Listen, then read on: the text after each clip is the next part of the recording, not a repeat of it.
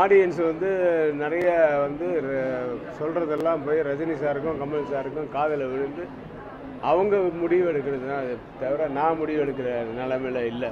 நான் இப்போ நிறைய படங்கள் நடிச்சிக்கிட்டு இருக்கேன். இப்போ ஜெயம் ரவி படம், அப்புறம் தனுஷ் படம், அப்புறம் அங்கே டெபுட்டி சிஎம்மாக இருக்கிற தெலுங்கில் பவன் கல்யாண் படம், அது இல்லாமல் இன்னும் நிறைய ஒரு 5-6 படம் இங்கே நடிச்சிட்டு இருக்கேன். ப்ளஸ் டைரக்ஷனும் சில இது பேசிகிட்டு இருக்கேன். நான் கொஞ்சம் ஓரளவுக்கு மார்க்கெட்டபிள் ஹீரோஸ் இருந்தால் தான் நான் பண்ண முடியும். நான் ஏன்னா என்னுடைய அதனால தான் என்னுடைய சொந்த படங்களே கூகுள் குட்டப்பா ஹிட்லிஸ்ட்லாம் வந்து என் அசிஸ்டன்ஸை வச்சு நான் டைரக்ஷன் பண்ணேன்.